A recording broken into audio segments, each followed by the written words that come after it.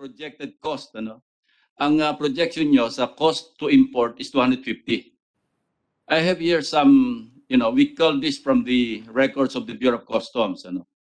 This is from the Bureau of Customs.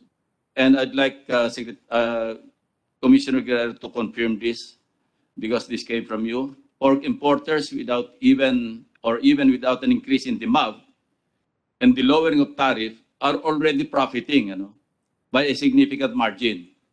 Ang sabi ng Bureau of Customs, yung CIF, Cost, Insurance, and Freight, as of 7 January 2021, very recent ito, per kilo of pork is around 93 pesos and 82 centavos.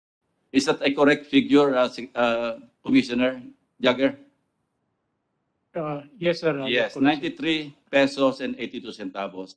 After the imposition of 30% or even 40% tariff, yung cost ng storage, approximate importer markup of 40 pesos and retail margin, pork should retail at 206 pesos and 36 centavos at 30% tariff and 217 pesos and 62 centavos at 40% tariff in the market.